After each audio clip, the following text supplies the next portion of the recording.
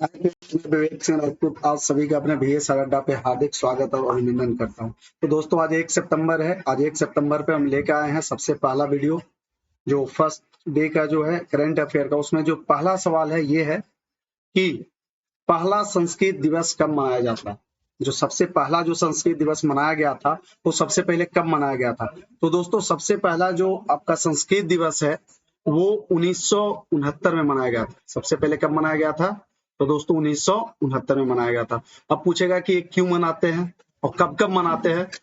तो देखो दोस्तों, ये 1969 में यह स्टार्ट हुआ था और जो सबसे पहले है ये सावन मास के पूर्णिमा को हम इसको मनाते हैं। और ये क्यों मनाते हैं? तो जो पाणिनि आपने सुना होगा, पाणिनि का जो नाम सुना होगा, पाणिनि पहले जो सबसे बड़े जो बोलते हैं कि ये संस्कृत के जो ज्ञाता थे बहुत बड़े, ठीक है। उन्होंने क्या लिखा था? अष्ट अध्याय। उन्होंने क्या लिखा था? अष्ट अध्याय। मैं लिख देता हूं यहाँ पे अष्ट अध्याय। अष्ट अध्याय, अष्ट अध्याय इन्होंने लिखा था। तो पाणिनि के द्वारा जो रचना किया गया था वो क्या था? वो अष्ट अध्याय था। तो अब आपसे कोई अगर सवाल पूछेगा तो बताओ भाई सबसे पहले संस्कृत दिवस कब मनाया जाता है, कब मनाया गया था? तो सबसे पहले संस्कृत दिवस 1969 में मनाया गया था। और ये कब मनाते हैं? ये इसलिए मनाते हैं ताकि अंतरराष्ट्रीय स्तर पे हमारा जो संस्कृत है वो एक भाषा के तौर पे यूज हो, इसके एक पहचान मिले, इसलिए हम लोग तब से संस्कृत दिवस मना रहे हैं। जो संस्कृत दिवस मनाते हैं वो सावन मास को पूर्णिमा को मनाते हैं, ठीक है। तो पहला क्वेश्चन क्लियर है। अब नेक्स्ट देखते क्या है कि हाल ही में स्थापित युद्ध पोत महेंद्रगिरी का निर्माण किस परियोजना के तहत किया गया था? रिसेंटली established वार्षिक Mahendragiri was constructed under the which project? तो आपका जो महेंद्रगिरी है, ये जो प्रोजेक्ट है, ये सबसे पहले जो स्टार्ट किया गया था ये आपका हुआ था सर, ये परियोजना जो है वो 17A, कौन सा? ये 17A के द्वारा यह स्टार्ट किया गया था, ठीक है। अब हम देखेंगे इसके, अब हमें पता लग गया कि किसके अंदर शुरू हुआ था। तो ये परियोजना 17A के तहत शुरू हुआ था। अब इसके अंदर हम देखेंगे कि क्या क्या था। तो देखो ये जो है सर, ये जो आपका इसे मुंबई के जो मझगांव डॉक है, शिपयार्ड लिमिटेड है, वहां इसको बनाया गया है। ये आपका 7th, ये क्या है? इंडियन नेवी के द्वारा। ये किसके द्वारा मैं बता देता हूं, ये इंडियन नेवी के द्वारा ये बनाया गया है। और इसमें क्या है आपका, इसको जो बोलते हैं ये आपका 7th, क्या है ये? 7th stealth technology. ये क्या है आपका? 7th स्टील्थ टेक्नोलॉजी के तौर पे इसको बनाया गया है। और ये जो आपका शुरू हुआ था, ये जो प्रोजेक्ट जो स्टार्ट हुआ था, ये आपका 2019 में शुरू हुआ था। कब शुरू हुआ था? 2019 में शुरू हुआ था, ठीक है। और जो सबसे पहला जो ये जो आपको देख रहे हैं 70 प्रोजेक्ट के तहत जो शुरू हुआ है, ये आपका जो वारशिप है, जो वारशिप है उसका नाम है नीलगिरी। ये किस पे माउंट किया गया है? ये आपका नीलगिरी है, उस पे माउंट किया गया। किसके द्वारा इसका उद्घाटन हुआ था? तो साहब जो इसका जो उद्घाटन हुआ था वो कोई और नहीं, जो इंडिया के जो वाइस प्रेसिडेंट है उनका जो नाम है वो धनकर जी। किनके द्वारा? ये धनकर जी के द्वारा ये उद्घाटन किया गया था। तो अब अगर आपसे कोई भी पूछे बताओ परियोजना 17A क्या है, तो सर ये इंडियन नेवी के द्वारा 7th स्टील्थ टेक्नोलॉजी के द्वारा ये आपका 2019 में स्टार्ट हुआ था। इसका उद्घाटन जो है वो हमारे वाइस प्रेसिडेंट धनकर साहब ने किया था, ठीक है। चलो अब हम नेक्स्ट देखते हैं कि हाल ही में भद्रवाह राजमा सुलाई हनी को GI टैग से सम्मानित किया गया है। ये किस राज्य से संबंधित है? ये जो आपका GI टैग है, जो GI टैग जो मिला है आपका, किसको मिला है? तो ये आपका भद्रवाह राजमा सुलाई हनी है, उसको जो मिला है ये कहाँ का है? तो साहब ये JNK। कहाँ का है ये? JNK, जम्मू एंड कश्मीर का है। इसको हम क्या बोलते हैं? इसको कश्मीरी राजमा के भी नाम से जानते हैं। इसको क्या जानते हैं हम? कश्मीरी राजमा। इसको किस नाम से जानते हैं हम? कश्मीरी राजमा के भी नाम से जानते हैं, ठीक है। और ये जो दिया गया है आपका कश्मीरी राजमा, जिसको कि आपका ये भद्रवाह राजमा भी बोलते हैं, ये आपका जो मिला है ये एग्रीकल्चर जो जम्मू एंड कश्मीर में है, आपका agriculture and farmers welfare Jammu को ये मिला है, ठीक है। तो और आपको बता दूं कि GI टैग अगर किसी को मिलता है, एक चीज दिमाग में डाल देना कि किसी भी आदमी को अगर जीआई टैग मिल रहा है तो उससे उसको क्या क्या फायदा होगा। तो साहब जीआई टैग से जो सबसे ज्यादा फायदा होगा, जो सबसे ज्यादा जो प्रोड्यूसर है, जो सबसे मोर प्रोड्यूसर, तो सबसे ज्यादा मान के चलो, एक आप किसान हो, आप 100 केजी उत्पादन कर रहे हो, मान के चलो किसी भी चीज का, मान के चलो आप पोटैटो जो होता है, आलू होता है, आप 100 केजी उत्पादन करो, एक बंदा है जो 1000 उत्पादन कर रहा है, तो जो जीआई टैग मिलेगा तो उसको किसको मिलेगा, 1000 केजी वाले को। ठीक है। और क्यों, क्योंकि इस बार जब जीआई टैग मिल जाता है तो जीआई टैग मिलने के बाद आप सेम जो आइटम है आपका, उसको आप नेशनल एंड इंटरनेशनल कहीं भी इसका एक्सपोर्ट इंपोर्ट आराम से कर सकते। ठीक है, इसमें कोई दिक्कत तो हमारे ख्याल से लगता है वो नहीं होना चाहिए। ठीक है, चलो अब नेक्स्ट हम देखते हैं कि कौन सा मंत्रालय ग्लोब हिंदी IAI 2023 के पहले संस्करण की मेजबानी करे। मतलब कहने का मतलब हुआ कि विच मिनिस्ट्री, यहाँ पे विच छोड़ दिया था क्वेश्चन, यहाँ पे आप ऐड कर लेना कि which ministry will host first edition of global India AI 2020। देख रहे हो, ग्लोबल इंडिया AI मतलब आर्टिफिशियल इंटेलिजेंस। तो कौन सा मिनिस्ट्री है जो AI 2023 का सबसे पहला एडिशन जो है वो उसको क्या करेगा, होस्ट करेगा। तो सर जो मिनिस्ट्री है, जब AI का बात आया, आर्टिफिशियल इंटेलिजेंस का बात आया है, तो आपके दिमाग में दो ही चीज चल रहा होगा, सर ये साइंस एंड टेक्नोलॉजी तो नहीं है। तो सर देखो, ये जो आपका है ये आपका ministry of electronics, ministry of electronics है, इसका क्या करेगा, आपका होस्ट करेगा। और मैं बता दूं, जो मिनिस्ट्री ऑफ इलेक्ट्रॉनिक्स के जो इलेक्ट्रॉनिक्स जो मिनिस्टर हैं, उनका नाम मैं बता दूं तो उनका नाम है राजीव चंद्रशेखर। आप जान लो, राजीव चंद्रशेखर, ये आपका मिनिस्ट्री ऑफ इलेक्ट्रॉनिक्स है। वो कौन है, आपका राजीव चंद्रशेखर है।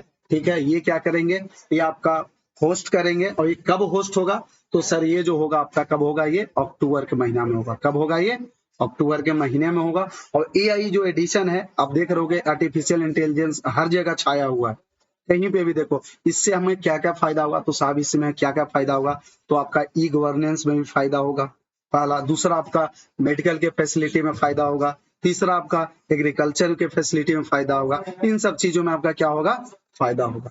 इसलिए मिनिस्ट्री ऑफ जो डिफेंस है वो आपका अक्टूबर मंथ में इसको क्या करने वाला है, आपका ये पोस्ट करने वाला। और जो इलेक्ट्रॉनिक्स मिनिस्टर कौन है, वो कोई और नहीं बल्कि राजीव चंद्र शेखर। ठीक है, चलो नेक्स्ट क्वेश्चन देखते हैं कि which state recently launch the गृह लक्ष्मी स्कीम।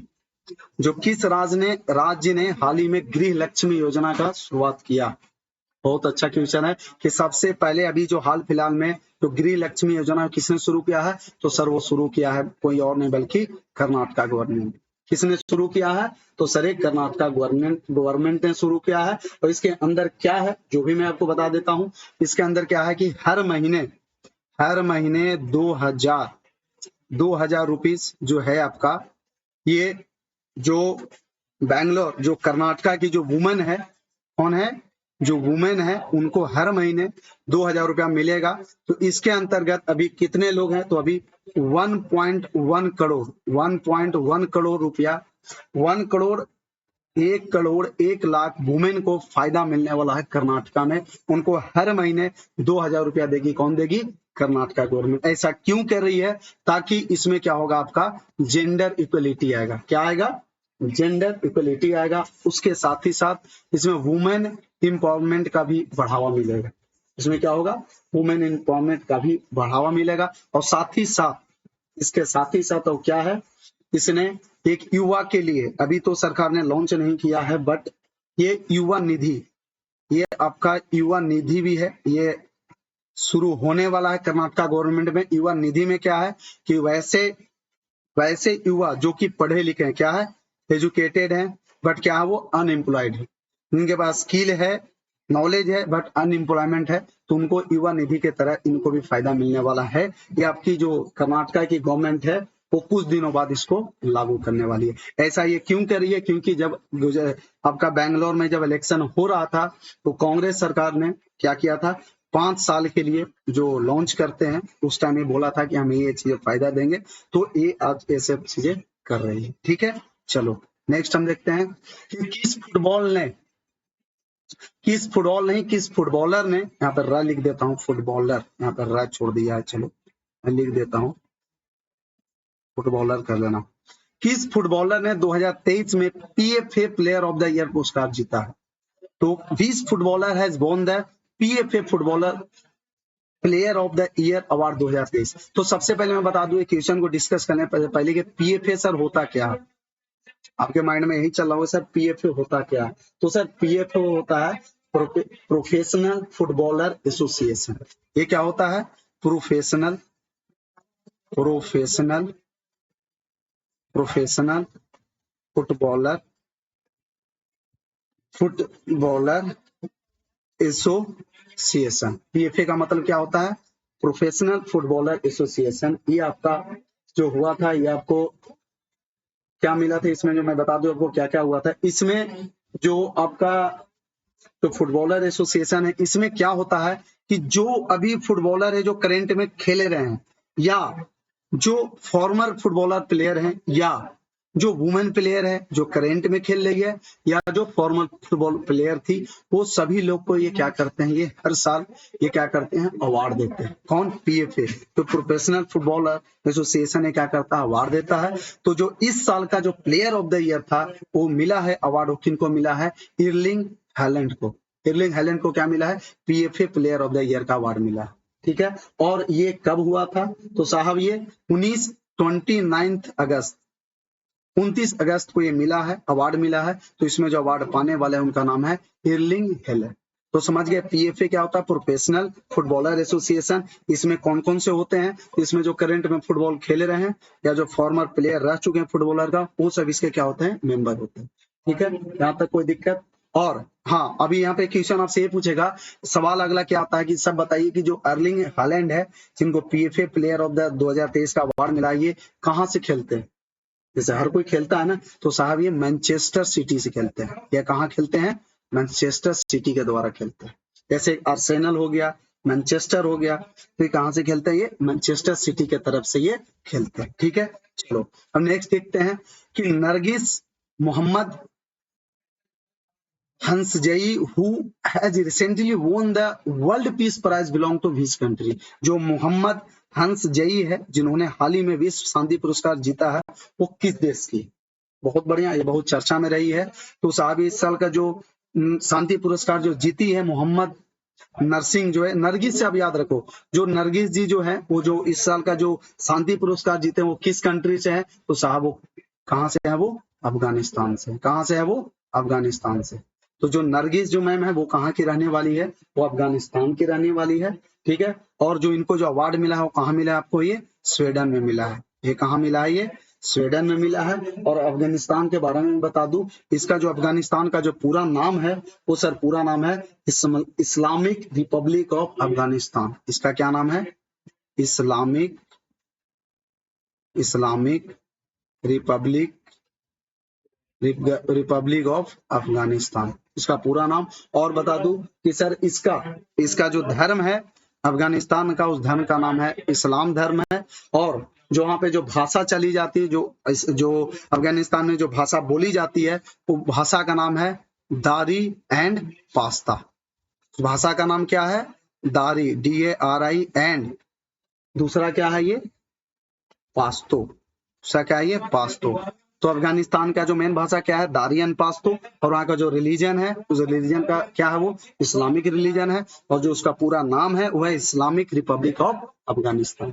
ठीक है, यहीं के रहने वाले थी नरगिस मैम, और इनको क्या मिला है? स्वीडन में शांति पुरस्कार मिला है। ठीक, क्यों? क्योंकि वहां भाई तालिबान सरकार आ गई है, वहां पे लेडीज लोग को पढ़ने नहीं दे रहे हैं। ठीक है, चलो नेक्स्ट देखते हैं क्या है कि देखो, जो आपका हाल ही में खबर में मुख्यमंत्री कन्या सुमंगला योजना, आप इसको सुमंगला योजना से याद रखना, किस राज्य से संबंधित है? क्वेश्चन नहीं आता कि बताइए कि सुमंगला योजना है वो किस राज्य से रिलेटेड है? तो साहब जो सुमंगला योजना है, वो कहाँ से? आपका उत्तर प्रदेश राज्य से रिलेटेड है। जो सुमंगला योजना है, ये कहाँ है? उत्तर प्रदेश राज्य में। ये क्या है? ये उत्तर प्रदेश राज्य में ये एसोसिएटेड है। इसमें क्या क्या होता है? तो देखो, इसमें मैं बता दूं इसमें क्या हुआ है। ये उत्तर प्रदेश गवर्नमेंट, जो आपका योगी जी है, आपका जो बुलडोजर बाबा बोलते हो, ठीक है, जो बुलडोजर बाबा है, उन्होंने लॉन्च किया है सुमंगला योजना। इसमें क्या लॉन्च किया है? तो देखो, इस रक्षाबंधन के शुभ अवसर पे, रक्षाबंधन कब था? 30 अगस्त को था। तो इस रक्षाबंधन के शुभ अवसर पे योगी जी ने ये बोला है कि पहले सुमंगला योजना के तहत जो बच्ची थी वहां की, उनको 15,000 मिलता था। कितना मिलता था सहायता राशि? 15,000। लेकिन इस बार क्या कर दिया है, इस राशि को 15,000 से बढ़ा के कितना कर दिया है? 25,000 कर दिया। तो इस साल का सबसे जो इम्पोर्टेंट है वो क्या है कि सुमंगला योजना में पहले 15,000 मिलता था, अब कितना कर दिया है? ये 25,000 कर दिया। तो इस 25,000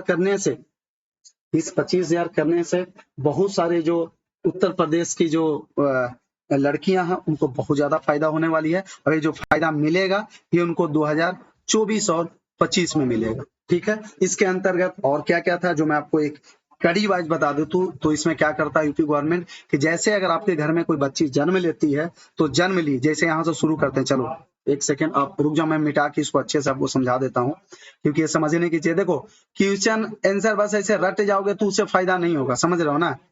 रटने से नहीं कुछ होगा, चीजों को समझो, कॉन्सेप्ट को पकड़ो। कि करेंट अफेयर का क्लास है, करेंट अफेयर में क्या आपका एक क्वेश्चन से 2 क्वेश्चन एराइज होता है, एक क्वेश्चन एराइज होगा उसके साथ ही क्या होगा, लगे हाथ दूसरा क्वेश्चन भी एराइज होगा। तो इसमें आप गोली नहीं दे सकते, ठीक है ना, इसमें आप गोली देके काम नहीं चलाओगे। तो अभी हम क्या बता रहे थे कि जो सुमंगला योजना है सबसे पहले कहाँ पे आया है, तो ये आया आपका उत्तर प्रदेश में आया है। इसके तहत क्या है, तो साहब 15,000 पहले मिलता था, 15,000 से बढ़ा के कितना कर दिया है? 25,000 कर दिया है। ये कब से लागू होगा? तो सर ये 2024 और 25 में लागू होगा। इसमें पहले क्या है, इसके अंदर जो मैं आपको बता दूं इसके अंदर क्या क्या था। तो देखो सबसे पहले मान के चलो कि उत्तर प्रदेश में किसी घर में एक बच्ची जन्म लेती है, क्या मान के चलो, एक गर्ल्स, ठीक है, गर्ल्स चाइल्ड जन्म ली, ठीक है, गर्ल्स चाइल्ड में लिखता हूँ, ठीक है, बॉयज लिखूंगा तो समझोगे नहीं। गर्ल्स चाइल्ड जो बेबी बॉर्न, जो सबसे पहले जो बच्ची होती है जैसे जन्म ली, तो जन्म लेते के साथ सबसे पहले क्या करती है जो उत्तर प्रदेश की गवर्नमेंट है वो 5,000 आपको देती है। क्या करती है? 5,000 देती है। फिर जैसे ही आपकी बच्ची 1 साल की हो जाती है तो फिर आपको कितना मिलता है? 2,000 मिलता है। फिर जैसे ही आपकी बच्ची जो है स्कूल जाना स्टार्ट कर दी, स्कूल जाना स्टार्ट कर दी, क्या कर दी? स्कूल जाना स्टार्ट कर दी, तो जैसे ही स्कूल जाएगी तो फिर आपको यूपी गवर्नमेंट कितना देगी? 3,000 देगी। फिर जैसे आपकी बच्ची 6th में चली जाएगी तो ये कितना देगी?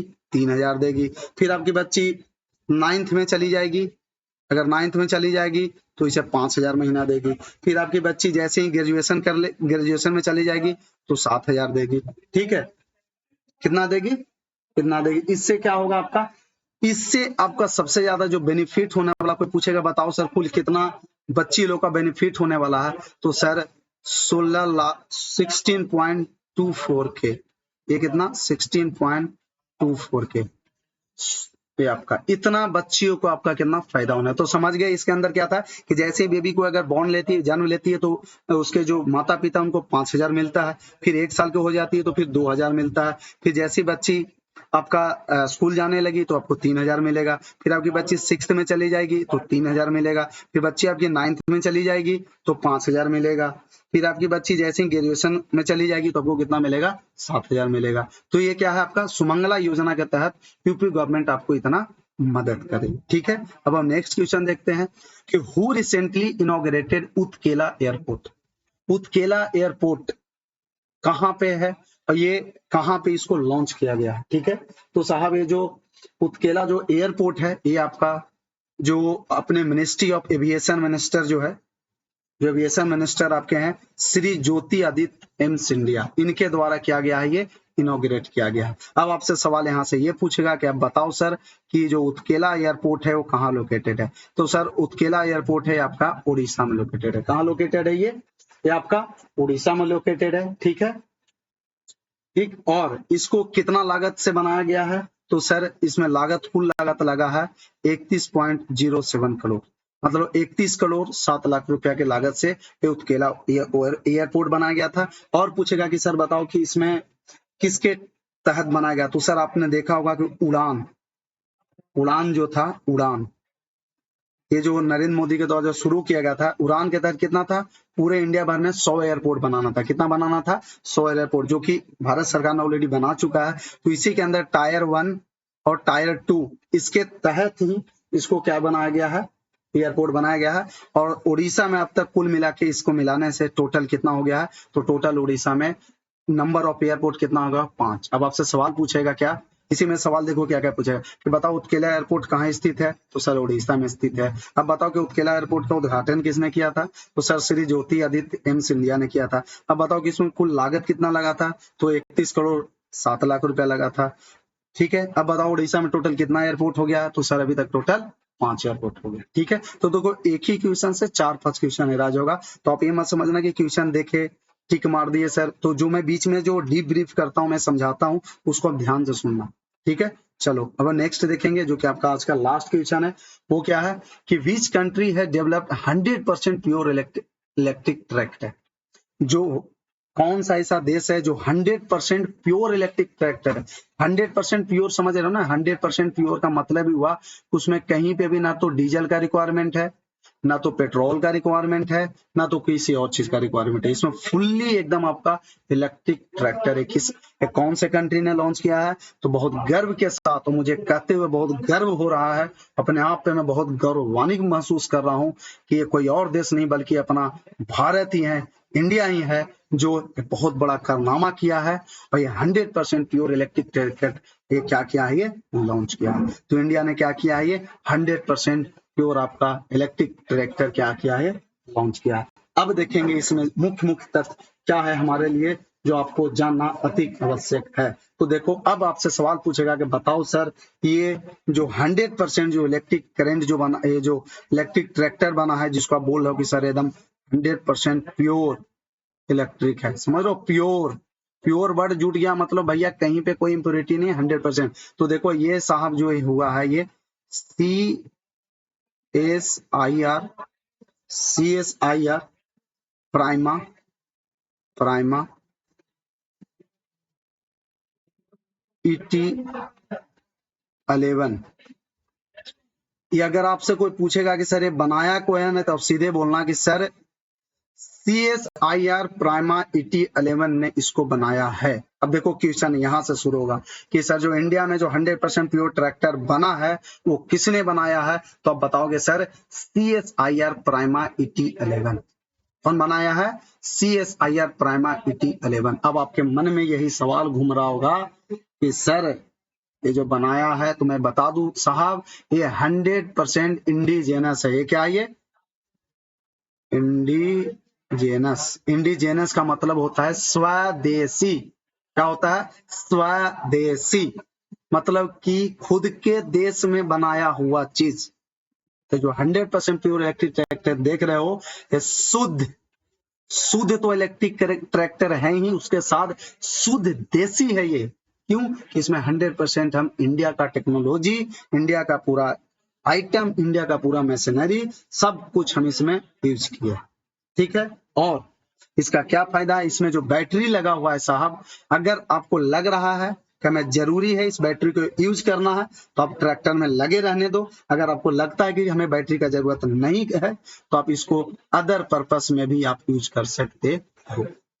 ठीक है, इसको क्या कर सकते हो, आप यूज करते हो। अब इसमें आता है सर कि सर आप ये बताओ कि CSIR क्या होता है, तो देख लो सी एस CSMIR, CSIR है, तो इसका जो अब आपके मन में चल रहा होगा सर इसके बारे में बताओ, तो देखो CSIR का जो फुल फॉर्म होता है बेटा, वो होता है आपका council of scientific and industrial research. ये क्या है, आपको मैं लिख देता हूँ, फिर बोलोगे सर अब चलो मैं इसको हटा देता हूँ, फिर मैं लिख देता हूँ इसको मिटा के अच्छे से लिख देता हूँ, क्योंकि ये कॉन्सेप्ट वाला है यार, इसमें आप ठग नहीं सकोगे, समझ रहे हो ना। सॉरी यार, ये कहाँ गया, ये draw.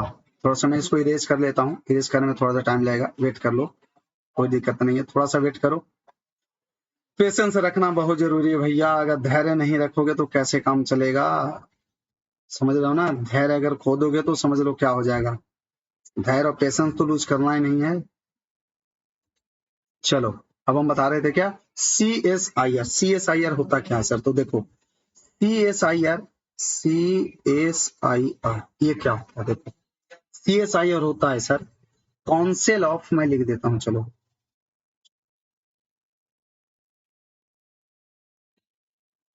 Council of scientific and, council of scientific and industrial research, ठीक है। इसका असर CSIR का जो स्थापना किया गया था वो 1942 में का स्थापना किया गया था। क्या किया गया था? ये है कि आपका council of scientific and industrial research. इसमें क्या होता है कि इसके अंदर बहुत सारा चीजें आ जाती है। वो जो आप देख रहे थे कि इसमें जो प्राइमा आ रहा था, ये इसी का पार्ट है। इसमें क्या है, जितना आप ऑटोमोबाइल देखते हो, इंडस्ट्री से रिलेटेड देखते हो, इसमें सारे लोग क्या करते रहते हैं, रिसर्च करते हैं। तो इसी का एक पार्ट है जिसका नाम है क्या, प्राइमा। इसी का क्या पार्ट है, उसका नाम है प्राइमा। जो आप देख रहे थे ना, प्राइमा ET11। तो सर ये प्राइमा क्या है? तो सर देखो प्राइमा क्या है। प्राइमा जो है आपका कौन से, सॉरी प्राइमा हटा दो, ये इसी का एक पार्ट है, CMERI। ये आपका क्या है सर, ये सेंट्रल मैकेनिकल इंजीनियरिंग रिसर्च। ये क्या है आपका, सेंट्रल मैकेनिकल इंजीनियरिंग रिसर्च, ठीक है। ये आपका क्या है, ये 1958 में इसका स्थापना किया गया था, ठीक है। ये आपका कहाँ है साहब, तो CMERI कहाँ आपका, वेस्ट बंगाल के दुर्गापुर में। कहाँ है आपका ये, दुर्गापुर में, ठीक है। तो समझ गया, ये जो 100% जो प्योर इलेक्ट्रिक ट्रैक्टर है बनाया गया किसके द्वारा, तो CSIR प्राइमा ET11 के द्वारा। CSIR क्या है, तो sir council of scientific and research है, और ये आपको 1942 में इसका स्थापना किया गया था। अब इसी का एक पार्ट है आपका CMERI। ये आपका क्या होता है, ये सर आप सेंट्रल मैकेनिकल इंजीनियरिंग रिसर्च, इसमें लोग जाते हैं, अपना रिसर्च करते हैं, और खोज करने के बाद भारत सरकार को फायदा भी देते हैं। इसका स्थापना 1958 में किया गया था। तो आज के लिए साहब हम इतना ही रखते हैं। तब तक के लिए फिर हम मिलते हैं कल अगले आपके करंट अफेयर में। तब तक के लिए शुक्रिया, धन्यवाद। Keep signing out. अगर आप चैनल पर मेरे नए हैं तो प्लीज चैनल को आप लाइक करें, सब्सक्राइब करें, और जितना हो सके आप दोस्तों के साथ शेयर करें। Thank you so much, bye bye, take care, keep signing out.